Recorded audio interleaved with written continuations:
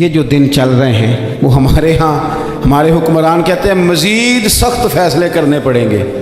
وہ میں نے کہا تمہارے لیے تو آسان ہے، اس لیے کہ تم تو جس دفتر میں بیٹھ کے فیصلہ کرتے ہو اس کی تو بتی کوئی نہیں جاتی، تمہیں کیا پتا ہو، وہاں تو اے سی بھی 1 منٹ کے لیے بند نہیں ہوتا۔ یہ تو اس سے پوچھو باپ سے کہ جو عید سے پہلے اپنی بیوی سے مشورہ کر رہا ہے کہ عید آ گئی ہے، اگر بیٹی کے گھر کپڑے نہ بھیجے تو اس کی ساس باتیں کرے گی۔ یہ چھوٹی عید گزری تھی نا،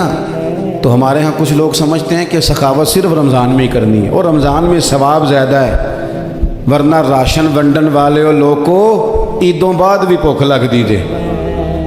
عید کے بعد بھی اسی طرح ہی غریب کے ساتھ پیٹ ہوتا ہے، لیکن توجہ نہیں۔ ایک تو ذوق علم پیدا کریں، ہم نے اس عید پہ کوشش کرنی ہے کہ ہماری گلی میں، ہمارے محلے میں، ہمارے دائیں بائیں تھوڑا سفر کریں، بچوں کو دیکھیں، سرکاری سکول سے نکلتے بچوں کو دیکھیں، مساجد مدارس سے نکلتے بچوں کو دیکھیں، ہم نہ ایک ایک دو دو کا ساتھ دیں۔ یہ جتنی سیاسی جماعتیں کام کر رہی ہیں، جن کی حکومت تھی، جن کی ہے، پتہ نہیں کل کس کی آئے گی، میں تو ذاتی طور پر ان سے پورا مایوس ہوں۔ مجھے تو نہیں لگتا کہ جتنے لوگ آج تک حکومت کر چکے ہیں، بار بار آتے ہیں یا پچھلی حکومت گئی ہے، ان کے پاس کوئی پلان ہی نہیں ہے۔ یہ تو بیچارے ایک دوسرے کی ٹانگیں کھینچنے کے علاوہ نہ کچھ کر سکے ہیں، نہ امید ہے کچھ کریں گے۔ لیکن غریب کی تکلیف بڑھ گئی ہے۔ میرے پاس 20 لوگ آتے ہیں، آتے تو وہ دعا کا کہنے ہیں، آتے تو صرف یہ بتانے ہیں کہ اس مشکل میں ہوں دعا کرنا، لیکن دوستوں لوگوں کی باتیں سن کے بڑی تکلیف ہوتی ہے۔ ہم کیا کسی کی مدد کر سکتے ہیں؟ ہمارے لیے تو مدارس چلانے مشکل ہیں، لیکن لوگ اذیت کا شکار ہیں، ذہنی کرب کے نیچے لوگ آ گئے، اتنی بڑی اذیتیں کھڑی کر دی گئی ہیں۔ تھوڑا تھوڑا دیکھو، 2 کا کھانا 3 بھی تو کھا ہی سکتے ہیں نا، 3 کا کھانا 4 بھی تو کھا ہی سکتے ہیں نا۔ میرے محبوب نے ہمیں یہ نہیں کہا تھا زیادہ گوشت پکانا، بلکہ رسول پاک نے تو رنگ ہی بڑا سادہ دیا ہے۔ کریم نے فرمایا عائشہ شوربہ ذرا زیادہ کر لو، پڑوسیوں کو بھی سالن دے دیں گے، تھوڑا شوربہ زیادہ کر لو، اسی کو بڑھا لو، تھوڑا شوربہ بڑھا لیں، تھوڑا تھوڑا ایک دوسرے کی مدد کریں، دست شفقت رکھیں۔ گلیوں میں سنسان لوگ، اب تو لوگ ایک دوسرے سے دکھ بھی نہیں کہتے، وہ کہتے ہیں دینا کسی نے ہے کچھ نہیں، اور تماشا الگ سے بن جائے گا۔ دوستو ہم نے خود ایک دوسرے کا ہاتھ بٹانا ہے۔ جو لوگ صاحب ثروت ہیں، دیکھو ایک ہی باپ کی اولاد ہوتی ہے، ایک کو اللہ بڑا نواز دیتا ہے، 2-3 کمزور رہ جاتے ہیں، اس کو چاہیے وہ دوسروں پہ دست شفقت رکھے۔ ایک گلی میں سارے لوگ ایک ہی قبیلے کے، ایک ہی علاقے کے، ایک آگے نکل گیا ہے، اسے چاہیے وہ دوسروں کا خیال کرے۔ عزیز بھائیوں، ہم نے اس کمر توڑ مہنگائی کے دور میں، تقریر تو میں کر رہا ہوں، یہ کسی اور نے کیسے شروع کر دی؟ اس وقت میرا ٹائم ہے جی تقریر کا، اور کوئی نہیں کرے گا، خاموشی سے بیٹھے، اللہ آپ کو جزائے خیر دے۔ آپ لوگ اگر بیٹھ جائیں گے تو اچھا رہے گا، پچھلوں کو بھی آسانی ہو جائے گی۔ پیچھے آپ کے لوگ تکلیف میں ہیں، نہیں پیچھے دیکھنے کو نہیں کہا، بیٹھنے کو کہا، اگر آسانی سے بیٹھ سکیں اللہ آپ کو جزائے خیر عطا فرمائے۔ کسی اور جگہ پہ اہتمام ہو جاتا زیادہ اچھا تھا، کچھ تھوڑی سی دشواری احباب کو ہوئی، لیکن کئی دفعہ دور سے بندہ چل کے آئے تو اسے نماز کا زیادہ ثواب ہوتا ہے۔ تو آپ تھوڑا سا، ہمارا گفتگو کا وقت ہے، لمبا نہیں، آپ اگر اطمینان سے بیٹھ جائیں گے تو 2-4 باتیں اپنی بساط کے مطابق عرض کرنے کی کوشش کروں گا، اللہ توفیق عطا فرمائے۔ سب سے پہلی بات تو یہ ہے کہ یہ دستار فضیلت ہے طلباء کا۔ علم کا لغوی معنی جاننے کے ہوتے ہیں۔ علم حاصل کیا جاتا ہے کسی چیز کی معرفت کو حاصل کرنے کے لیے۔ جب ہم کوئی علم حاصل کرتے ہیں تو ہم یہ چاہتے ہیں کہ ہمیں اس چیز کے نفع اور نقصان کا پتہ چل جائے، اور جب ہم دینی علم حاصل کرتے ہیں تو اس کا مقصد یہ ہوتا ہے کہ ہمیں رذائل اور خسائل ان دونوں کی خبر ہو جائے، خیر کیا ہے شر کیا ہے اس میں تمیز کا ملکہ ہمیں نصیب ہو جائے، اچھائی اور برائی کھل کر ہمارے سامنے واضح ہو جائے۔ یہ مقصود ہوتا ہے علم سے۔ علم سے، تعلیم سے مقصد زیادہ باتیں کرنا نہیں ہوتا۔ ایک آدمی بہت زیادہ باتیں کرتا ہے تو شاید بڑا عالم ہے، ایک شخص بہت زیادہ گفتگو کرتا ہے تو اس کے پاس معلومات زیادہ، ایسا نہیں، بلکہ حضرت عبداللہ ابن مسعود رضی اللہ تعالیٰ عنہ سے جب کسی نے پوچھا تھا کہ بڑا عالم کون ہوتا ہے، تو آپ فرمانے لگے جو رب سے زیادہ ڈرے وہ بڑا عالم ہے۔ اور دلیل انہوں نے یہ دی کہ اللہ کریم نے قرآن مجید میں فرمایا ہے کہ انما یخشی اللہ من عبادہ العلماء، اللہ کے بندوں میں سے جو عالم ہیں وہ رب سے ڈرتے ہیں۔ تو دینی تعلیم، اس کی معلومات حاصل کرنے کی کوشش کریں، صحیح کریں۔ قرآن مجید کی ایک آیہ کریمہ کا کچھ حصہ جو میں نے تلاوت کیا،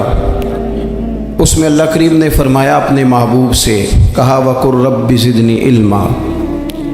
اے محبوب آپ میری بارگاہ میں یہ دعا مانگیں، آپ یہ عرض کریں کہ اے رب میرے علم میں اضافہ کر دے، اے مالک میرے علم میں اضافہ کر دے۔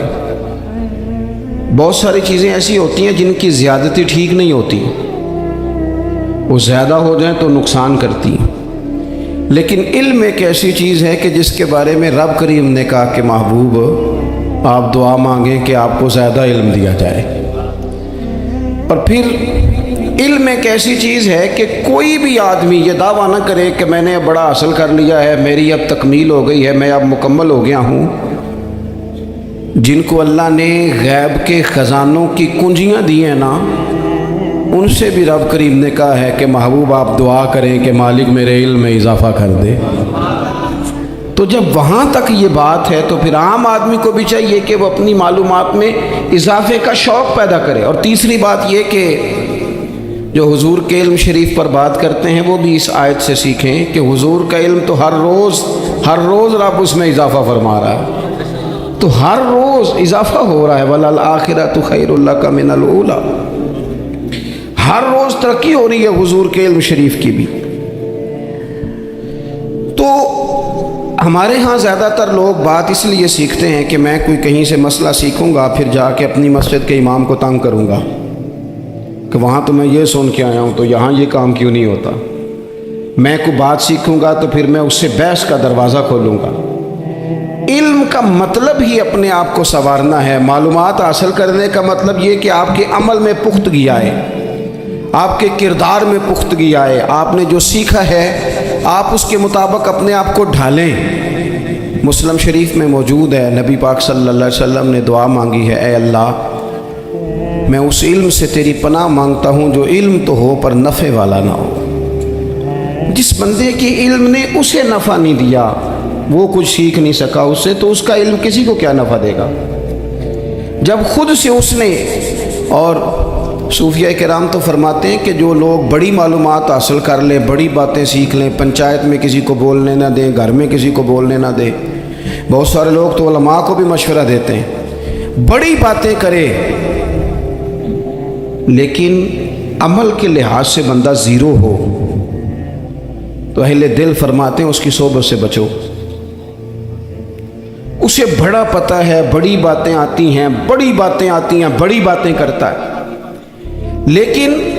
گفتگو کی حد تک تو بہت بڑا ہے، عمل کے معاملے میں صفر ہے۔ بہت سارے لوگ مسجد کے حجرے میں میٹنگ ہو رہی ہوتی ہے اور وہ لمبی دلیلیں اور مشورے دے رہے ہوتے ہیں، نماز کا ٹائم آ جائے تو اٹھ کے چلے جاتے ہیں، کہتے ہیں میں اپنے محلے دی مسیتیں پڑھنی ہیں۔ کئیوں کو کام یاد آ جاتا ہے۔ فرمایا کہ شخص کے پاس معلومات بڑی ہوں لیکن عمل کے معاملے میں بندہ زیرو ہو تو اسے بچنا کیوں؟ اس لیے کہ اگر پڑھا لکھا آدمی بے عمل ہونا تو وہ اپنی بے عملی پر بھی دلیلیں پیش کرتا ہے۔ وہ کہتا ہے میں یہ کام نہیں کرتا تو یہ میرے پاس دلیل ہے، وہ تو بے عملی کو بھی مزین کر دے گا معاذ اللہ۔ تو دینی تعلیم ایک تو حاصل اس لیے کریں کہ ہم نے اپنے آپ کو سنوارنا ہے، اور دوسرا علم کا شوق طبیعت میں ہو۔ دیکھیں نا، اللہ کے حبیب صلی اللہ علیہ وسلم نے فرمایا ہے کہ جو علم کے راستے پہ چل پڑا وہ جنت کے راستے پہ چل پڑا ہے۔ جمعوں میں، محفلوں میں کانوں کے ذائقے کے لیے نہ آئیں، اس لیے آئیں کہ میرے علم میں، میرے عمل میں یہ کوئی اضافے کی بات بنے گی، میں کوئی نصیحت حاصل کروں گا تو میرے دل کا زنگ اترے گا۔ ہمارے ہاں یہاں لوگ مزے کے لیے آتے ہیں، اور آج کل لوگ فوٹو کے لیے آتے ہیں۔ ان دو کاموں سے نکل کر خالص اصلاح کی نیت سے علم کا شوق ہمارے ہاں تیزی سے ایک حرکت کی گئی، علماء کا وقار خراب کیا گیا اور لوگوں کو دینی علوم سے دور کیا گیا، اور اس میں بعض بیچارے واعظین اور خطباء نے بھی کردار ادا کیا جب جعلی پیر کی تعریفیں کھول کے کی، اور اسے پتہ نہیں کہاں تک یہ اسٹیج ہوتے ہیں نا، ان میں کوئی بندہ اچھا لگے بھی تو اس کے لیے دعا کرنی چاہیے، تعریفیں نہیں کرنی چاہیے۔ تعریفیں اس کا کوئی فائدہ نہیں ہے، اس بندے کو تو دعا کا فائدہ ہے، اگر آپ کو اچھا لگ رہا ہے تو اسے دعا دیں، اس سے زیادہ کچھ نہیں کریں۔ اور ہمارے ہاں جناب وہ نقیب محفل بیچارے کی شامت آ جاتی ہے اگر تعریفیں تھوڑی کرے تو کہتے ہیں انہوں تو نام ہی نہیں لینا ہوتا، وہ بھائی اس کے نام لینے سے آپ کا قد اونچا ہوتا ہے۔ تو علم اور عالم ان دونوں چیزوں سے قوم کو دور کیا گیا، دینی تعلیمات کا فقدان ہے۔ جو میٹرک تک لوگ 60-70 کتابیں پڑھ جاتے ہیں انہیں بھی قرآن پاک ٹھیک سے نہیں پڑھنا آتا، دور کیا گیا۔ آپ مجھے بتائیے، چلیں ایک مسجد ہی آپ دیکھ لیں، اس مسجد کے اندر اگر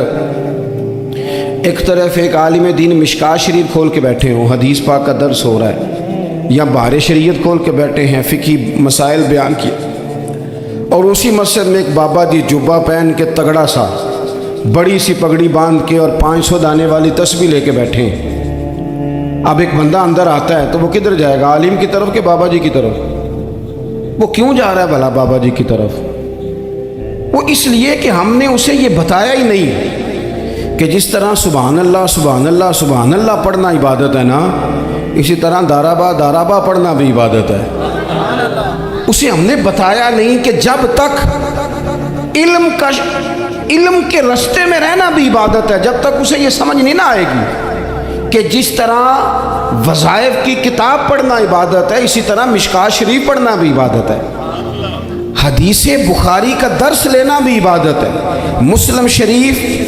کی احادیث پر اپنے اساتذہ سے بیٹھ کر دروس پانا بھی عبادت۔ جب تک یہ پورا مزاج دیکھیں نا، نبی پاک صلی اللہ علیہ وسلم نے فرمایا رات کی ایک گھڑی بھر دین سیکھ لینا ساری رات نفل پڑھنے سے بہتر ہے۔ اب ہمیں سمجھنا چاہیے کہ کتاب پڑھ کے بھی بندہ رب رسول تک پہنچ سکتا ہے، کتاب و سنت رستہ آسان کرتے ہیں، لیکن ہمارے ہاں کیا مزاج دیا گیا ہے، بابا جی کے پاس چلو، ضرور جائیں بابا جی اگر نیک ہیں تو منع کوئی نہیں کر رہا، لیکن جو سوچ ہمیں حضور نے دی ہے ہم نے اسی سوچ کے مطابق اپنے معاملات کو ترتیب دینا ہے نا۔ اب ایک بات میں نے آپ سے پوچھی اور آپ نے کہا قوم ساری بابا جی کی طرف جائے گی، حدیث پاک کس طرح ہے؟ اللہ کے محبوب مسجد شریف میں تشریف لائے، دونوں جانب لوگوں کے حلقے بنے ہوئے ہیں، لوگ بیٹھے ہوئے ہیں، ایک حلقے میں لوگ اللہ کی یاد کر رہے ہیں، ذکر ہو رہا ہے، ایک حلقے میں بیٹھ کے ایک عالم کتاب و سنت کا درس دے رہے ہیں، ایک صحابی اور باقی سن رہے ہیں۔ خاص توجہ کریں نوجوان میری بات پر، رسول کریم صلی اللہ علیہ وسلم دونوں کے بیچ کھڑے ہو گئے اور کریم نے فرمایا دونوں محفلیں خیر کی ہیں، دونوں ہی حلقے خیر کے ہیں۔ اور پھر حضور فرمانے لگے مجھے چونکہ رب نے استاد بنا کے بھیجا ہے، میں چونکہ معلم بن کے آیا ہوں، یتلو علیکم آیاتنا ویزکیکم، میں چونکہ کتاب و سنت کی تعلیم کے لیے آیا ہوں۔ یہ لفظ کہتے کہتے حضور اس جماعت میں بیٹھ گئے جو دین پڑھ اور پڑھا رہی تھی، حضور وہاں بیٹھے جہاں بات دین کی ہو رہی، جہاں لوگوں کو اللہ رسول کی بات بتائی جا رہی۔ تو جمعے میں وقت پہ آئیں، اپنی دینی معلومات مضبوط کریں اور اپنے لیے مضبوط کریں۔ میں آپ کو بڑے درد سے یہ بات عرض کرتا ہوں، اگر دن میں 100 لوگ مسئلہ پوچھتے ہیں نا شریعت کا، تو ان میں 95 لوگ وہ ہوتے ہیں جو طلاق کا مسئلہ پوچھتے ہیں۔ والد صاحب نے، بیٹی کے والد صاحب نے 2 مہینے پہلے آرڈر دیا ہوتا ہے فرنیچر کا، بیٹے کی شادی ہو تو مہینہ پہلے شیروانی والے کو بھی کہنا پڑتا ہے، گاڑیاں بک کرانی پڑتی ہیں، میرج ہال بک، یہ سارے لوازمات ہم کرتے ہیں، سارا کچھ کیا، گاڑی سے گھر بسنا ہے، میرج ہال سے بسنا ہے، فرنیچر سے بسنا ہے، ہم نے سارا کچھ ان کو بتایا، لیکن کاش 2 گھنٹے بچی کسی معلمہ کے پاس جاتی، بچہ کسی استاد کے پاس جاتا، نکاح طلاق کے مسئلے بھی سیکھتے۔ میں دعوے سے کہتا ہوں اگر ہمیں پتہ چل جائے کہ 3 طلاقیں اکٹھی نہیں دینی چاہیے، کیونکہ دے دیں تو ہو جاتی ہیں، اگر ہمیں سمجھ آ جائے کہ نہیں دینی چاہیے، یہ مسئلہ بیان ہو، اور یہ والے مسئلے ہم محفلوں میں بھی نہیں بیان کر سکتے، اس لیے کہ لوگ کہیں گے مسئلہ تو وہ بیان کریں گے، اس پہ نعرے لگیں گے، آپ قوم کو یہ کیا بتا رہے ہیں، یہ تو چھوٹا عالم بتاتا ہے معاذ اللہ اس طرح کی باتیں، تو بڑی بڑی کوئی نقطے کی بات بتائیں۔ اور اس طرح ہمارے ہاں وہ 1 گھنٹہ پہلے نہیں کہتے تگڑے ہو جو میں جملہ دینے لگا ہوں، وہ پتہ نہیں جملہ آ رہا ہے کہ ایٹم بم آ رہا ہے، تیار ہو جاؤ، جو میرا جملہ ضائع نہ کرنا، ادھر بھاگ کے چلا گیا ادھر بھاگ کے آ جاؤ، اللہ جانے وہ جس طرح کبھی لگتا ہے نا پٹاری سے اللہ جانے کیا نکلے گا، میں جملہ دینے لگا ہوں، تو میں کہتا ہوں تو آرام سے بیٹھ کے بھی جملہ دے دے، تیرے جملے سے کیا نکلے گا، اور تو جملہ نہ دے ہمیں کوئی آیت دے، تو جملہ چھوڑ ہمیں کوئی حدیث پاک سنا، یعنی ہر نقیب، ہر خطیب، ہر نعت خواہ اٹھ کے کہتا ہے سارا قرآن ہی حضور کی تعریف ہے، اور بھئی اگر سارا قرآن حضور کی تعریف ہے تو چند آیتیں پڑھ دے پھر تو بھی، تو نے پڑھی تو ایک بھی نہیں اور تو کہتا جا رہا ہے سارا قرآن ہی حضور کی تعریف ہے، یہ والی تعریف بھی تو سنانا قوم کو، جو یہ بچے ان کے استاد انہیں سکھا رہے ہیں اور یہ سیکھ رہے ہیں، اس طرف بھی تو سفر کریں۔ تو میرے عزیز اگر لوگوں کو مسائل کا پتہ چلے تو سینکڑوں گھر بچ جائیں تباہ ہونے سے، بڑے بڑے گھر بچ جائیں، لیکن مسائل نہیں آتے۔ میرے پاس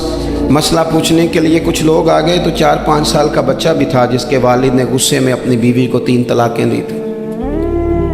وہ چھوٹا سا بچہ، کپڑے بھی پھٹے پرانے، اور حالت بتا رہی تھی کہ غریبی ہے۔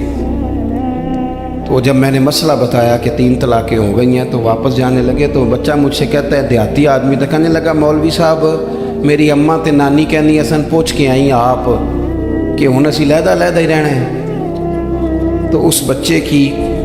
نونہال کی وہ کیفیت دیکھی تو میں رو پڑا، میں نے کہا یار یہ بچہ بیچارہ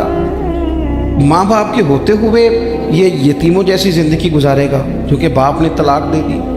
کس طرح؟ مسائل نہیں بتائے لوگوں کو، تعلیم سے آگاہی نہیں کیا، اور اس میں بہت بڑا ظلم ہے ان لوگوں کا بھی جو جنازے پہ کھڑے ہو کے تو کہہ دیتے ہیں میری طرح کے لوگ، اچھے علماء کی بات نہیں کرتا، وہ کہہ دیتے ہیں دیکھو جن لوگوں کو جنازہ نہیں آتا، بھئی آپ نے کس دن عشاء کے بعد کلاس لگائی تھی جنازہ سکھانے کی، یہ تو آپ نے کہہ دیا لوگوں کو قرآن جی ٹھیک نہیں آتا، تو یہاں تو بیچاری بیبیاں جن کو صحیح پڑھنا نہیں آتا وہ مشن بنا لیتی ہیں کہ میں نے اتنے 100 کو قرآن پاک پڑھانا ہے، بیوہ ہو گئی ہوں، طلاق یافتہ ہو گئی ہوں، ساری زندگی قرآن پڑھاؤں گی۔ ہم کیوں یہ مشن نہیں بناتے، کیوں اس طرف سفر نہیں کرتے؟ ایک تو دینی معلومات میں، دینی علوم میں اپنے آپ کو لگائیں اور ذوق پیدا کریں کہ جو چیزیں مجھے نہیں آتی میں نے وہ سیکھنی ہے، جو معاملات مجھے نہیں آتے میں نے ان کی طرف سفر کرنا ہے۔ ایک تو اپنا یہ مزاج بنائیں، اور جب آپ دینی علوم سیکھتے ہیں تو پتہ ہے کون سا منظر قائم ہوتا ہے؟ منظر وہ بنتا ہے کہ حضرت ابو ہریرہ بھی دین سیکھا کرتے تھے، حضرت عبداللہ ابن عمر بھی اصحاب صفہ میں رہا کرتے تھے، حضرت انس بن مالک بھی رہا کرتے تھے، اور ایسا منظر بنتا ہے کہ حضرت سیدہ خدیجہ الکبریٰ رضی اللہ تعالیٰ عنہ فرماتی ہیں سیدہ فاطمہ حضور کی گود میں بیٹھی ہوتی تھی اور نبی پاک سے باتیں پوچھتی تھی اور حضور انہیں بتا رہے ہوتے تھے، سیدہ عائشہ حضور سے دین کی باتیں پوچھتی۔